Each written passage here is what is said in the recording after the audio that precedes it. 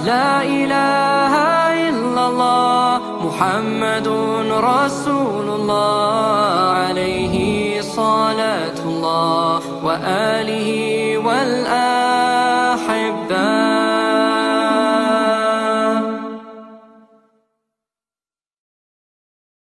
Kitab ini yang kita kaji adalah kitab Safinatun Najah, menerangkan tentang pokok-pokok agama dan fikih. Jadi ini penjabaran pokok-pokok agama dan fikih. Baik, kita mulai para jamaah sekalian.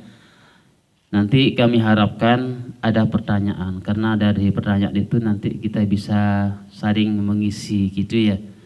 Jadi saya nggak bisa jawab, nanti yang lain bisa saling ngisi. Karena saya yakin di antara kita semua ini masing-masing sudah pernah ngaji di mana-mana gitu. Bismillahirrahmanirrahim. Bismillah dengan menyebut nama Allah, Ar-Rahman yang maha belas asih, Ar-Rahim yang sangat belas asihnya. Jini Bismillah itu dimaknai Ar-Rahman Ar-Rahim. Ar-Rahman itu adalah belas asihnya Allah yang diberikan kepada semua umat di dunia, di bumi maupun di langit. Itu sifat Rahman Ar-Rahimnya Allah, Rahmannya Allah. Baik itu orang beriman, tidak beriman, binatang, batu, semua dapat sifat Rahmannya Allah. Karena itu hanya diberikan di dunia. Jadi kalau ada orang yang tidak sembahyang, tidak pernah zakat, tapi rezekinya lancar, itu berarti dapat sifat Rahmannya Allah. Ada orangnya tidak pernah beribadah, tidak pernah silaturahmi, tapi sehat-sehat saja, berarti dapat sifat Rahmannya Allah. Ar-Rahim, sifat kasih sayangnya Allah, diberikan hanya untuk orang-orang yang beriman. Dan ini nanti balasannya adalah di akhirat. Jadi sifat Ar-Rahim ini lebih khusus. Hanya orang-orang yang beriman, orang yang mengerjakan amal soleh, orang yang yakin kepada Allah, itu bedanya. Jadi kalau kita baca di terjemahannya kan Bismillahirrahmanirrahim, dengan menyebut nama Allah dengan pengasih dan penyayang dia. Tapi kalau kita penjabaran dari tafsiran Bismillah itu banyak. Jadi kalau saya menerangkan Bismillah ini saja 1 jam tidak cukup ya. Jadi saya cukup sekian saja, global saja. Alhamdulillahirabbil alamin wa bihi nasta'in ala umuri dunya waddin. Wa sallallahu ala sayyidina Muhammadin khatamin nabiyyin wa ala alihi wa ashabi ajma'in wa la haula wa la quwwata illa billahil aliyyil azim. Alhamdulillahirabbil alamin, segala puji lillahi bagi Allah Rabbil alamin, Tuhan seluruh alam. Wa bihi, dan hanya kepada Allah, nasta'inu, kami mohon pertolongan, ala amurid dunya, atas beberapa urusan dunia, waddin, dan agama. Wassallallahu dan semoga salawat rahmat wassalamah dan selamatan ala Sayyidina Muhammadin, itu tetap atas Gusti kita Nabi Muhammad sallallahu alaihi wasallam, khatamin nabiyyin, penutup para nabi, wa ala alihi washabihi, dan atas keluarganya Nabi, washabihi, dan sahabat-sahabatnya, ajmain, seluruhnya, wala haula wala quwwata illa billahil aliyil azim, tiada kekuatan dan tiada kemampuan illa billahil aliyil azim, kecuali dengan pertolongan Allah yang maha tinggi dan yang maha agung. Jadi pertama-tama kitab ini kita disuruh memuji Allah, bahwa segala puji lillahi rabbil alamin. Jadi puji itu hanya berhak milik Allah. Manusia itu tidak berhak untuk mendapatkan pujian. Kalau kita kaji rabbil alamin, al-alamin, sana depannya ada al. Al itu dalam bahasa Arab menunjukkan al-istighraqil jinsi. Artinya apa? Semua jenis pujian itu hanya milik Allah. Jadi manusia, makhluknya tidak berhak mendapatkan pujian-pujian itu. Terus bagaimana kalau ada orang minta puji? Kita harus muji anak kita, dia berhasil kita puji. Tetap digandengkan dengan lafaz Allah. Alhamdulillah nak, kamu sudah berhasil.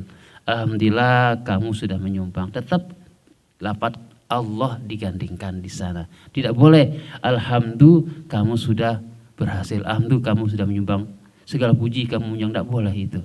Karena pujian itu hanyalah milik Allah semata, manusia tidak berhak puji. Jadi kalau ada orang-orang yang minta puji, gila pujian, berarti itu akan menyayangi Allah. Nauzubillah min dzalik. Dan kita hanya berhak minta pertolongan sama Allah. Wa nasta'inu. Makanya kita dianjurkan untuk sholat 5 waktu. Di sholat itu kita setiap 5 waktu berapa kali baca Fatihah? 5 kali 17 kali. 17 kali kita minta pertolongan. Iyyaka na'budu wa iyyaka nasta'in. Ditambah lagi sholat qabliyah ba'diyah. Makanya kalau orang yang sudah rajin sholat, insya Allah pertolongannya Allah itu pasti dimudahkan. Asalkan ikhlas, khusyuk kepada Allah subhanahu wa ta'ala. Wa sallallahu ala sayyidina Muhammadin. Salawat itu hanya tetap pada Rasulullah sallallahu alaihi wasallam. Bagaimana dengan kita salawat tetap kepada Rasulullah? Maka kita dianjurkan untuk selalu bersalawat kepada Rasulullah sallallahu alaihi wasallam. Dan setiap salat pun kita wajib bersalawat. Dalam tahiyat akhir pasti ada salawatnya. Wala haula wala quwata illa billahil aliyil azim. Dan tiada kekuatan untuk menolak kemaksiatan, wala quwata, dan tiada kekuatan untuk mengerjakan kebaikan illa billahil aliyil azim, kecuali dengan pertolongan Allah yang maha tinggi dan yang maha agung. Jadi kita bisa mengerjakan sholat berjamaah, kita bisa mengerjakan ibadah-ibadah yang lain itu bukan karena kemampuan kita, tapi karena pertolongan Allah subhanahu wa ta'ala. Banyak orang yang pintar tapi tidak bisa mengerjakan apa yang dimilikinya. Karena apa? Karena tidak dapat hidayah dari Allah subhanahu wa ta'ala. Makanya dalam mencari ilmu, kata Imam Ghazali itu yang harus ditekankan pertama adalah mencari ilmu itu karena ikhlas, karena Allah. Sudah diterangkan mungkin dia kemarin ya. Jadi pertama ikhlas mencari ridho Allah. Jadi kalau orang-orang yang mencari ilmu karena Allah itu, dia akan bisa mengamalkan ilmunya untuk beribadah kepada Allah. Ilmu apapun yang dicari itu harus ada nilai Allahnya di sana. Kita belajar agama, belajar Al-Quran, tapi kalau nggak ada nilai Allahnya di sana, maka nilai ilmu itu akan menggerogoti diri kita sendiri. Banyak kan orang-orang korupsi, umpamanya maaf, dari departemen agama banyak korupsi kan. Mungkin belajar ilmunya karena tidak ikhlas. Belajar ilmu kedokteran harus juga karena Allah. Belajar ilmu arsitek karena Allah. Kalau semua karena Allah, maka semua kegiatannya itu menjadi nilai ibadah di hadapan Allah subhanahu wa ta'ala. Apapun bidangnya. Belajar ekonomi niatnya karena mencari ridha Allah subhanahu wa ta'ala. Bayangkan kalau orang belajar ilmu insinyur umpamanya, menjadi arsitek, jadi insinyur. Kalau dia tidak karena Allah mencari ilmunya itu, maka dengan ilmu itu akan bisa menyerumuskan dia ke jurang yang tidak semestinya, ke jurang yang kehancuran. Dengan umpamanya dia dapat proyek, umpamanya setelah dapat proyek karena karena mencari ilmunya karena bukan karena Allah, karena dunia umpamanya. Dengan proyek itu dia berusaha bagaimana caranya bisa kaya raya, bisa hebat, bisa beli ini, bisa beli itu. Akhirnya apa? Proyeknya mestinya pakai semen 100 disulap jadi 25, yang 75 masuk ke kantong gitu. Belajar ilmu agama gitu juga, hafal Al-Quran bukan karena Allah, biar jadi kiai, biar gampang diundang, banyak sangunya. Akhirnya apa? Jual ayat-ayat untuk diperdagangkan, mencari dunia. Dulu ada ceritaan ya, kemanan. Soalnya pagi-pagi ini ngantuk biasanya. Ada seorang ulama, saya dapat cerita dari guru saya, Kiai Haji Hasan Abdul Wafi, Paiton, Probolinggo. Waktu saya ikut hataman kitab tafsir dulu, sekitar tahun 1090-an lah. Ada seorang ulama besar, santrinya ribuan di daerah. Tidak sebutkan daerah tidak enak nanti. Ada yang tersinggung nanti. Di satu daerah gitu aja ya. Santrinya ribuan. Tapi ternyata seorang kiai ini waktu dimakamkan, waktu meninggal dunia dikubur, itu bumi gak mau menerima.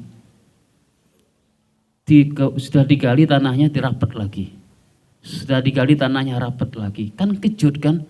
Ini santri banyak. Santrinya ribuan. Tapi kiai nggak bisa dikubur. Aneh kan? Yang antar jenazah tuh ribuan. Ngangkat itu.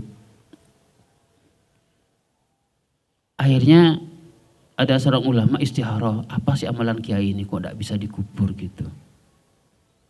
Ternyata dari istikharah itu terungkap bahwa kiai ini mengamalkan ilmunya mencari santri dengan cara-cara yang tidak benar. Itu dengan cara sihir. Jadi menarik orang biar mau ngaji, biar banyak ngaji dengan cara-cara yang tidak benar. Di bawah tempat sujud duduk sembahyang kiai itu ada Al-Quran yang didudukin. Ilmu sihir, na'udzubillah min dzalik. Akhirnya setelah diistikharahkan, terus santri disuruh ngaji agar kiai diterima, baru bisa dikuburkan. Jadi semuanya itu artinya apa? Marilah kita menanamkan nilai-nilai agama pada anak-anak kita, pada diri kita dalam segala hal. Kita ngaji harus ada nilai Allahnya pada kita. Kita berusaha, kita dagang harus ada nilai Allahnya pada diri kita. Sehingga apa? Kalau kita merasa selalu diawasi oleh Allah, kita mau curang tuh takut. Pamannya mau mengurangi timbangan, tapi kita yakin bahwa Allah tuh ada melihat kita, ada nilai Allahnya gitu. Jadi kita takut semua, dan itu akan menjadikan nilai barokah pada kehidupan keluarga kita. Jadi kalau ada kita punya keluarga, terus keluarganya nggak baik, salah satu keluarga kita nggak baik, kita harus introspeksi diri kita. Apa yang kita lakukan, adakah nilai-nilai bukan Allah pada diri kita? Ya termasuk saya sendiri gitu. Kita ngajar harus nilai Allah, bukan karena apa-apa gitu ya. Ini sekitar mukadimah, mudah-mudahan ada manfaatnya bagi diri kita semua. Mari kita teruskan kajian kitab ini. Faslun fi arkanil Islam. Suatu pasal menerangkan tentang rukun-rukun Islam. Arkanul Islam khamsatun. Rukun Islam itu ada 5. Syahadatun, yang pertama syahadat alla ilaha illallah wa anna muhammadar rasulullah. Syahadat persaksian alla ilaha, tiada Tuhan yang disembah illallah kecuali Allah, wa anna muhammadar rasulullah, dan sesungguhnya Muhammad itu Rasulullah, ialah utusan Allah. Jadi pasal yang pertama ini menerangkan tentang rukun Islam. Islam itu apa? Islam itu adalah seru keyakinan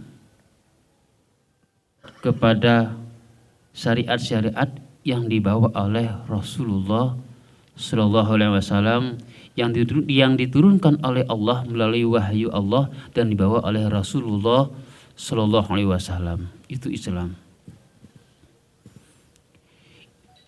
Makanya rukun yang pertama adalah syahadah. Syahadah itu suatu pernyataan. Pernyataan dengan lisan dan diyakinkan dengan hati. Jadi nggak cukup dengan hati saja, tapi diucapkan dengan lisan. Itu namanya syahadah. Syahadah apa? Pernyataan Allah ilaha. Tiada Tuhan yang wajib disembah illallah kecuali Allah.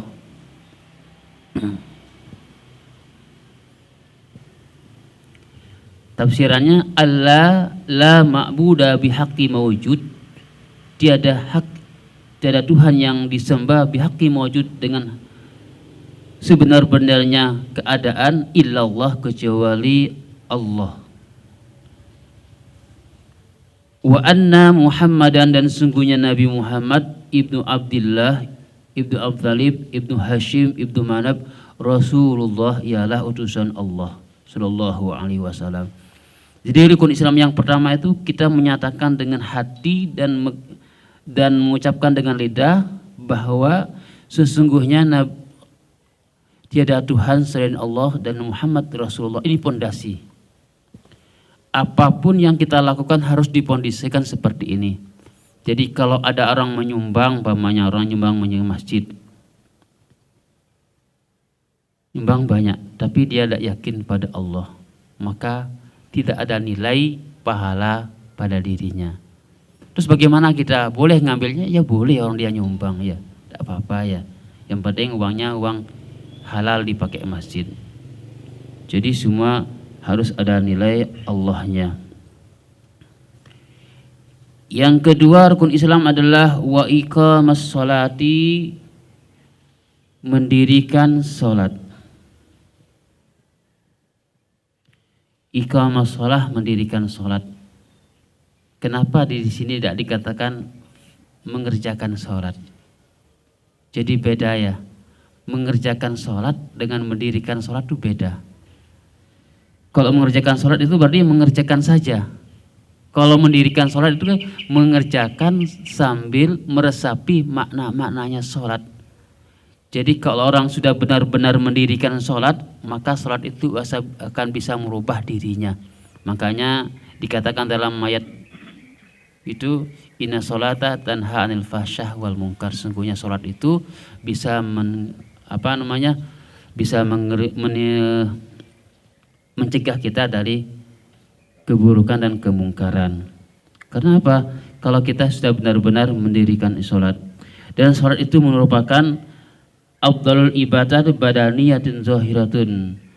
Sholat adalah merupakan paling utamanya ibadah yang sifatnya badaniyah al-zahiratun, dan yang sifatnya zahir.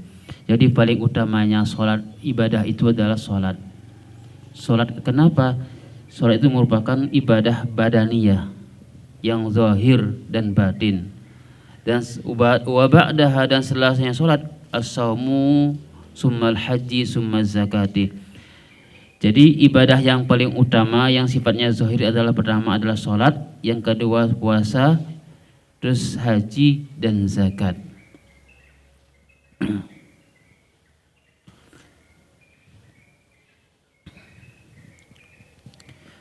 Ibadah itu ada dua macam. Yang pertama ibadah badaniyah, yang ibadah yang harus dilakukan dengan gerak tubuh. Yang kedua ibadah batiniyah, ibadah yang dilakukan oleh hati. Di antaranya ibadah batiniyah itu yang sifatnya qalbiyah, itu seperti iman kepada Allah, itu sifatnya dalam hati. Wa ma'rifati wa tafakkuri, dan tafakkur itu dalam hati, bertafakkur. Wa tawakkuli wa sabri wa roja wa ridha bil qada.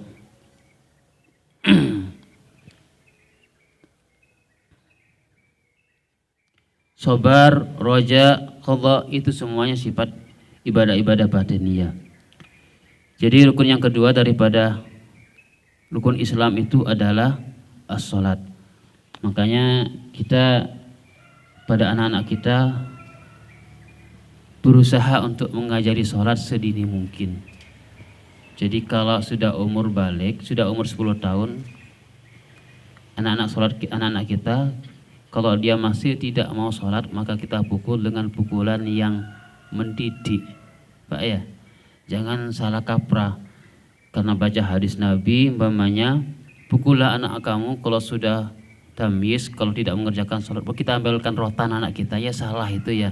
Kalau sekarang kena ham ya. Jadi pukul dengan pukulan yang menyenangkan. Ayo nak sholat pelan-pelan gitu ya. Sekarang tidak boleh kasar-kasar kepada anak. Tapi yang lebih baik adalah mengajari anak dengan pendidikan akhlak kita. Jadi sebelum kita mengajak anak kita sholat, kita dulu mengerjakan sholat. Kalau kita ingin anak kita berjamaah, kita harus rajin berjamaah. Kalau kita ingin baca Al-Quran anak kita dulu ngajak anak kita baca Quran. Paling enggak lah kita maghrib itu jangan main HP, jangan nyetel TV, tapi kita ikut baca Yasin, paling enggak Yasin, Waqiah, Tabarok gitu ya, atau surat-surat pendek yang kita bisa baca itu. Kadang-kadang kita ini ego, kadang-kadang sebagai orang tua ya, anak-anak kita wajibkan ngaji, kita marahi kalau gak ngaji, tapi kita sendiri santai-santai, iya, lehai maghrib habis sholat rokok-rokokan sambil nengok TV. Pak, bapak nyuruh saya ngaji kok bapak tak ngaji? Bapak kan kerja santai-santai itu. Jadi kalau kita pengen santai-santai ya saru-sarulah dikit, baca Quran dulu, baca Yasin dulu sebentar, taruh Al-Qurannya baru gitu. Jadi teladan itu sekarang udah berkurang. Jadi kita harus memberikan teladan kepada anak-anak kita. Rukun Islam yang selanjutnya adalah wa itaiz zakati, dan menunaikan zakat. Zakat itu ditunaikan bagi orang yang sudah berkewajiban menunaikan zakat. Diberikan kepada siapa zakat itu? Kepada kelompok yang 8 golongan. Fakir, miskin, inaz zakat diberikan kepada orang-orang yang berhak menerima zakat, yang sudah diatur dalam aturan-aturan zakat, seperti fakir miskin, terus anak yatim yang tidak mampu, innamas shadaqatu lil fuqara wal masakin wal amilina 'alaiha, dan orang yang mengerjakan jak amil, terus sabilillah, ada 8 kelompok itu ya. Wasyamu Ramadan, dan berpuasa selanjutnya wasyamu Ramadan, dan berpuasa di bulan Ramadan. Wa hajjil baiti man istata'a ilaihi sabila, dan mengerjakan haji man istata'a, bagi orang yang mampu, ilaihi, bagi haji, sabilan, satu jalan. Jadi ini rukun Islam. Yang pertama adalah syahadat, pengakuan kita secara hati sesungguhnya tiada Tuhan yang diwajib disembah kecuali Allah, dan Nabi Muhammad adalah utusan Allah. Yang kedua adalah mengerjakan zakat bagi yang sudah berkewajiban zakat, baik itu zakat fitrah maupun zakat mal. Kok zakat fitrah kita keluarkan setelah kita menjalani ibadah puasa, dan diwajibkan pada bulan Ramadan. Mulai awal Ramadan sudah boleh kok bayar zakat fitrah. Tapi kalau yang lebih sunnah itu di akhir Ramadan, setelah kita tanggal 30 dan tanggal 29 itu disunahkan. Tapi sudah awalnya sudah boleh. Puasa Ramadan, dan puasa di bulan Ramadan. Puasa Ramadan itu kewajiban kita menjalankan puasa setahun sekali.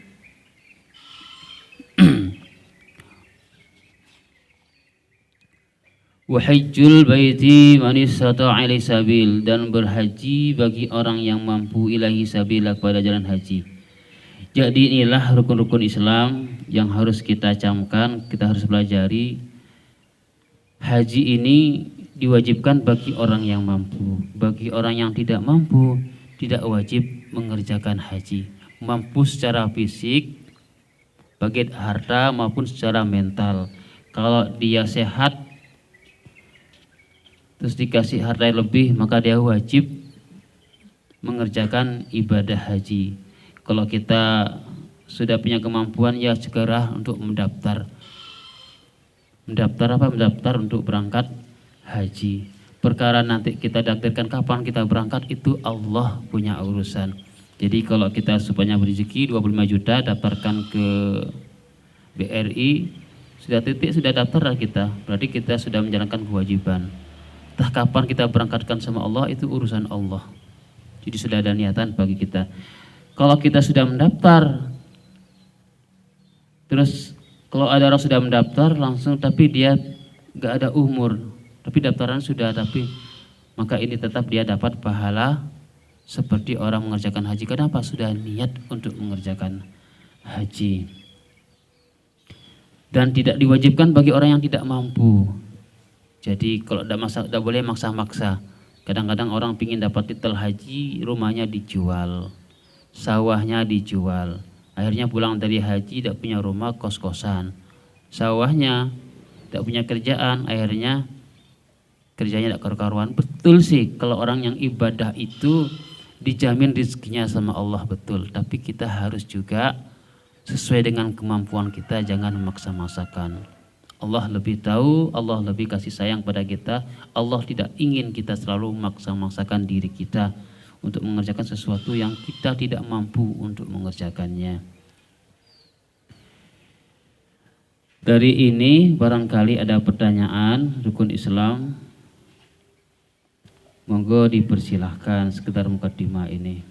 Dari mukadimah dan rukun Islam ini barangkali ada yang pertanyaan, ada yang mau tanya, silahkan dipertanyakan. Baik, untuk hadirin yang ingin mengajukan pertanyaan terkait dengan materi ataupun di luar materi, kami persilahkan.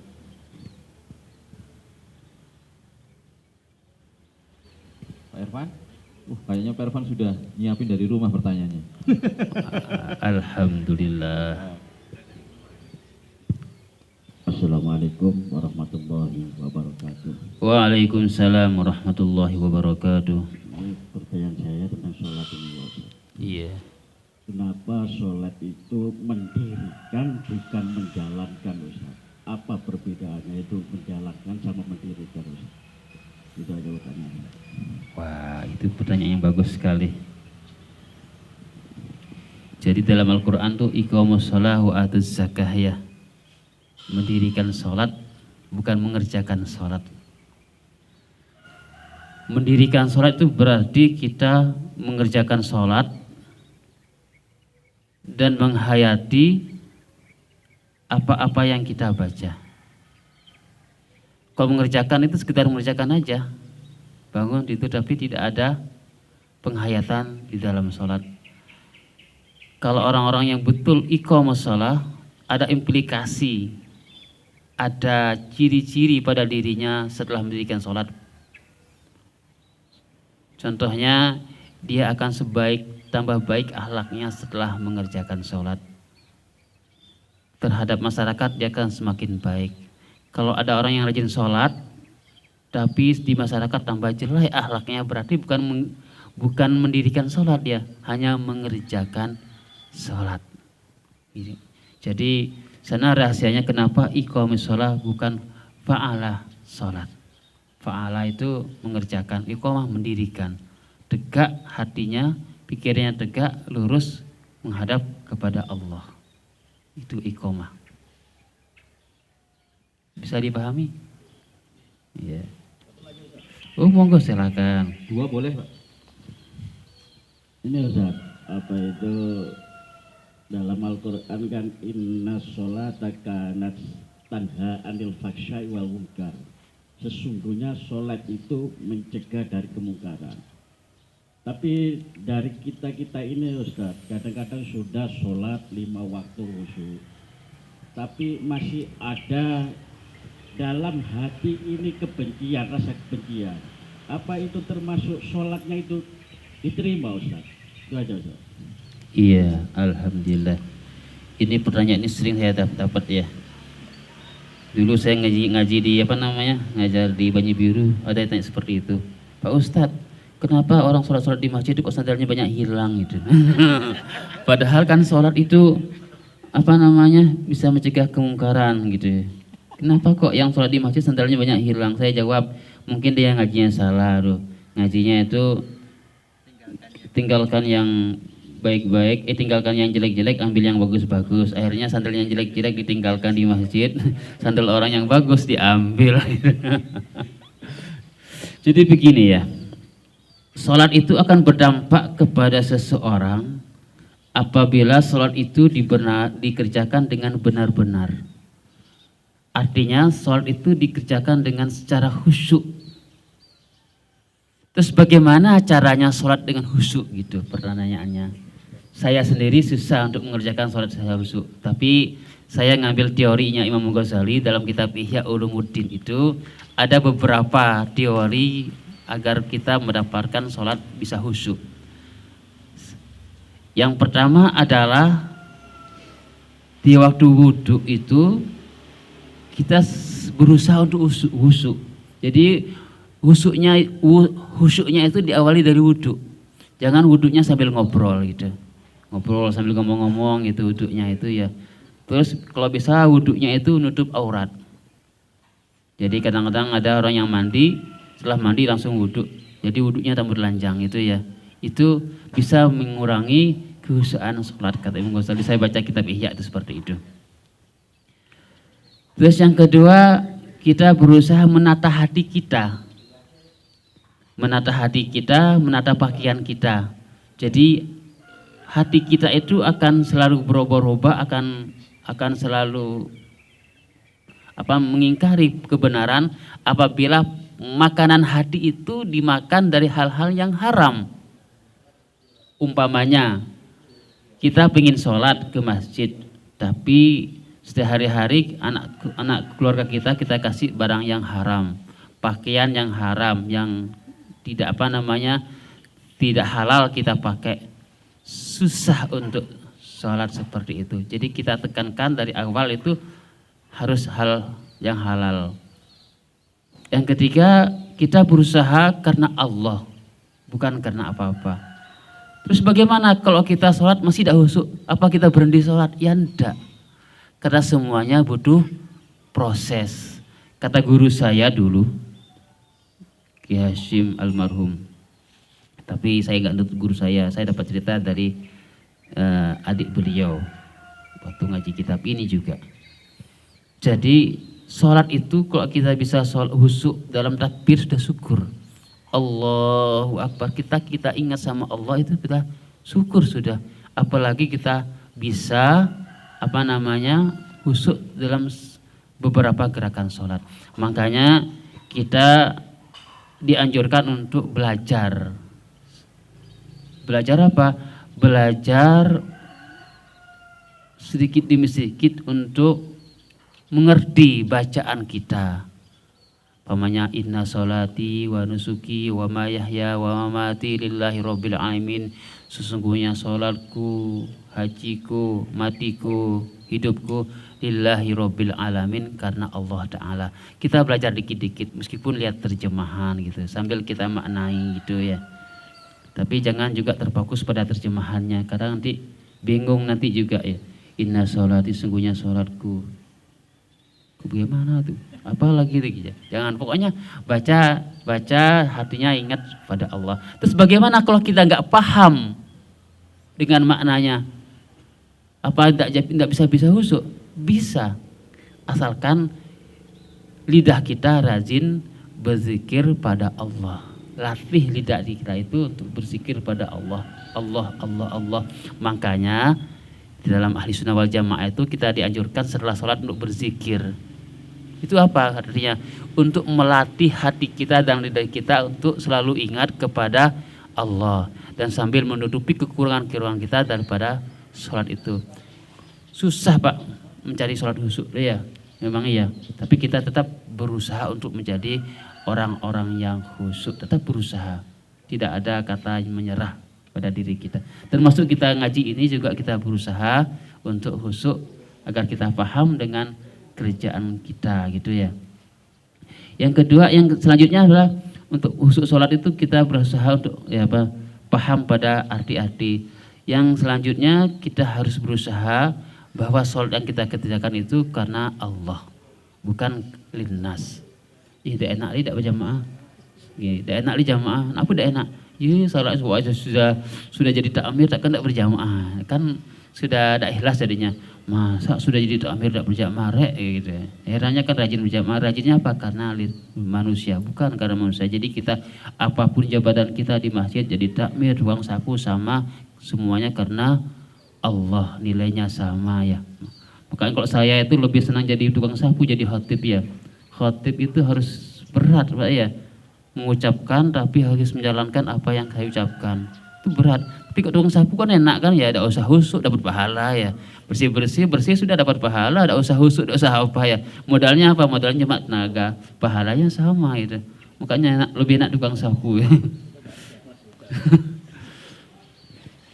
Jadi sambil belajar kita kaji kitab-kitab itu ya. Tapi kalau bisa berusaha tanya sama orang lebih bagus lagi bagaimana caranya sholat. Kalau kita ngaji dari Google kadang-kadang salah ya. Apa gunanya kita sholat? Sama aja orang mengatakan, apa gunanya kamu pakai jilbab tapi kamu perbuatan masih buruk. Ya gunanya pakai jilbab untuk menutup aurat, perbuatan buruk urusannya lain. Jadi dua masalah berbeda Pak ya. Jadi kita jangan mengenyek orang pakai jilbab karena dia berburuk. Tapi bagaimana dia berbuat buruk, pakai jilbab itu kita perbaiki akhlaknya biar tambah bagus. Jadi jangan kadang-kadang salah kaprah. Apa gunanya kamu pakai jilbab tapi kerjaannya masih mencuri? Ya tetap berguna pakai jilbab untuk menutup aurat. Lama kelamaan orang pasti berubah.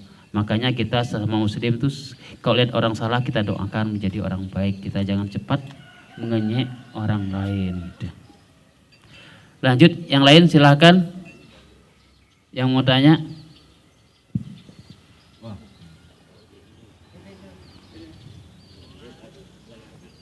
Nang nih, jangan masalah keluarga ditanyakan ya.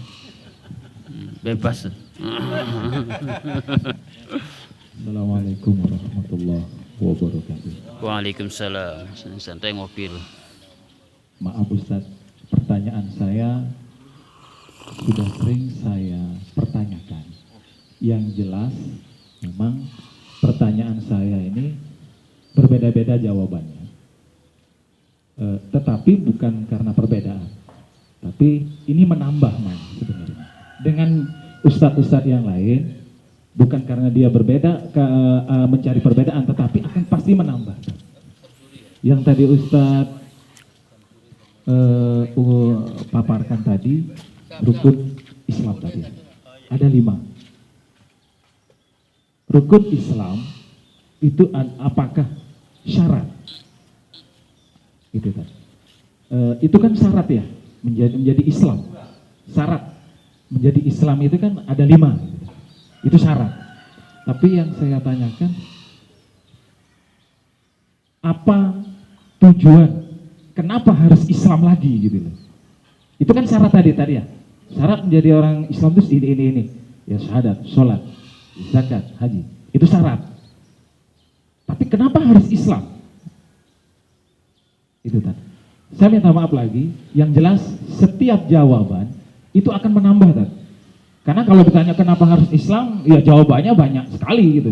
Tetapi setiap ustadz yang saya tanya itu akan menambah keimanan saya tadi. Gitu kan. Keimanan ya. Terima kasih. Yang harus kita pahami adalah bahwa rukun itu bukan syarat. Arkan itu artinya, asal maknanya arkan itu beberapa satu kesatuan. Arkan. Jadi Islam itu akan utuh apabila arkan-arkannya itu menjadi satu. Itu ya. Bangunan. Contohnya bangunan, logikanya bangunan rumah. Syaratnya rumah apa harus ada pondasinya? Itu syarat pondasi ya. Tapi apa semua rumah harus ada pondasinya? Itu enggak mesti juga. Tapi rumah yang bagus harus ada pondasinya.